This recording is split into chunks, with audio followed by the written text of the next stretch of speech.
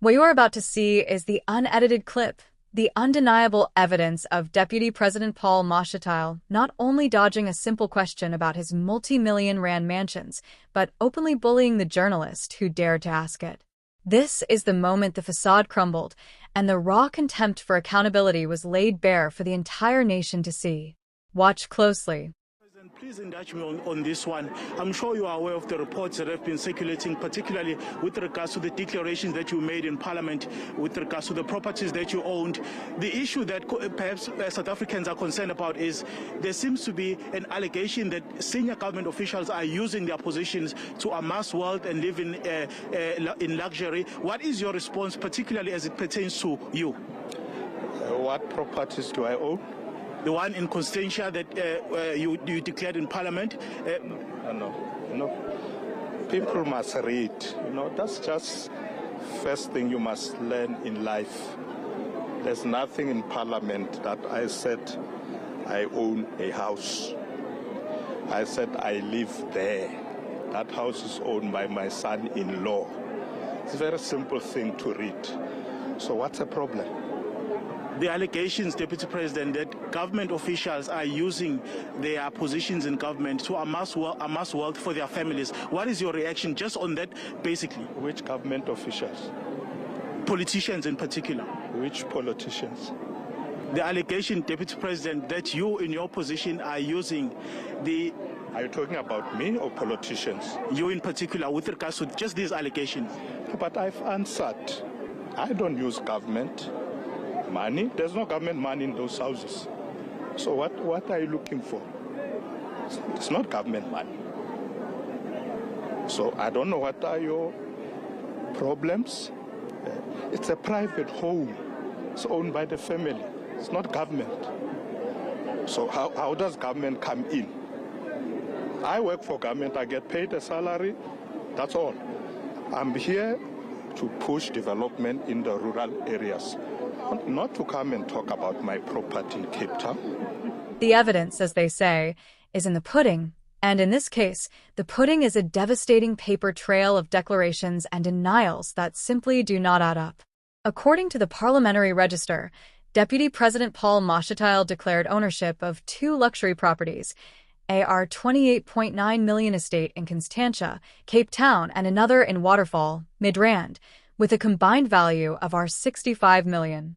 This astronomical figure stands in stark, shocking contrast to his official annual salary of just over 3 million. The sheer mathematical impossibility of this situation is the first red flag, a glaring signal that something is deeply amiss. This isn't just a discrepancy, it's a chasm that demands an explanation, one that Mashatile has repeatedly failed to provide with any credible detail. What makes this declaration even more explosive is its direct contradiction to his previous statements. Just months before this declaration, Mashatile and his office had explicitly denied that he owned any properties in Cape Town, aside from a house in Kelvin purchased with a bank loan alongside his late wife. His sudden about-face, admitting to the declaration of the Constantia Palace, transforms a mere ethical concern into a potential scandal of much greater proportions. It suggests a narrative that is being rewritten not out of transparency, but out of forced necessity as facts come to light. The Deputy President's preferred explanation, that the lavish Constantia mansion belongs to his son-in-law, Nceba Nonkwelo, is not the exoneration he believes it to be, it is the heart of the scandal. He insists he merely lives there, treating this as a trivial matter of semantics. But this deflection ignores a fundamental question of ethics and influence. How did his son-in-law, a businessman, acquire the means to purchase a nearly 30 million home? The answer to this question unravels a web that extends deep into the heart of government and tender processes. Investigative journalism points to a deeply troubling answer. Nceba Nonkwelo's company received a loan from the Gauteng Partnership Fund, GPF, a government entity, for a housing project in Alexandra, a project that allegedly failed and left 7 million debt to the Gauteng Department of Human Settlements. At the same time, this very company was used to purchase the multi-million rand Constantia property. This creates a direct link between public funds and private luxury, raising the appalling specter of taxpayer money being funneled into the lavish lifestyle of a powerful political family. This isn't just a conflict of interest. It has all the hallmarks of a patronage network where government resources are exchanged for personal enrichment. The web of connections grows even more sinister when considering Mashatile's other associates. He is reportedly a close companion of Edwin Sodi, a businessman currently on trial for corruption and fraud linked to a R255 million Free State asbestos eradication tender.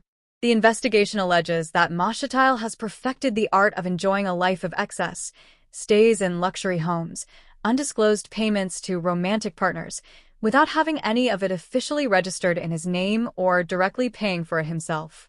He is portrayed as a kept man, surrounded by a coterie of businessmen who benefit from government contracts and who, in return, bankroll his opulent lifestyle. This pattern of behavior suggests a man who is not in control of the state, but is potentially captured by it, beholden to shadowy figures who demand favors in return. When confronted with these legitimate and serious questions, Mashatile's response has been consistently dismissive and openly hostile. His now infamous retort to a journalist, "People must learn to read," is more than just arrogance. It is a profound betrayal of the public trust. It reveals a leader who views accountability as an insult and the citizenry as ignorant subjects rather than employers. His frustrated demand, "I don't know what your problems are. It's a private home," completely misses the point. For the millions of South Africans struggling to make ends meet, the problem is glaringly obvious.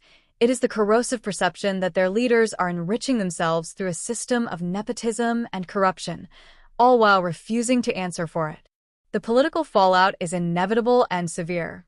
The African National Congress, ANC, already battling a crippling credibility crisis from years of state capture allegations, now finds its deputy president at the center of a new storm. This scandal embodies the very accusations that have decimated the party's support, a blatant disregard for ethical leadership and a complete disconnect from the suffering of ordinary people. It undermines every promise of renewal and good governance, serving as a potent symbol of what political analysts fear could be state capture 2.0. The party's reluctance to act decisively against him signals a devastating abdication of its responsibility, echoing the very failures that Justice Raymond Zondo's commission so vehemently criticized. For the ordinary South African, this is not abstract political drama. This is about the teacher buying chalk for her classroom with her own money, watching a leader dismiss concerns about his R65 million properties. This is about the small business owner who follows all the rules but cannot get a loan, while those with political connections receive millions. It is about the erosion of hope and the reinforcement of a devastating truth, that the system is rigged in favor of the connected elite. The emotional cost is as real as the financial one. It is the cost of broken trust and a shattered social contract. The wheels of justice, though slow, are turning. The Hawks have confirmed an ongoing investigation into corruption-related allegations surrounding the funds used to purchase the Constantia property.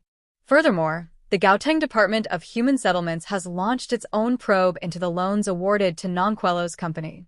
However, there is a pervasive and weary public skepticism about whether these investigations will lead to any real accountability, or if they will be delayed and obfuscated by political influence. The question hangs heavy in the air. Will Mashatile ever be held to account, or is he, as his demeanor suggests, truly untouchable? This story transcends one man and his mansions. It is a stress test for South Africa's democracy. It tests the strength of its institutions, the independence of its law enforcement, and the power of its free press. It challenges every citizen to ask themselves, what kind of leadership do we deserve? Will we accept a government that operates in the shadows, that mocks transparency, and that treats public resources as its private piggy bank? The answer to that question will determine the nation's trajectory for generations to come. If this story makes you angry, let that anger fuel action. Share this video with everyone you know. Let them see the evidence and hear the contempt in his own words. The conversation cannot end here.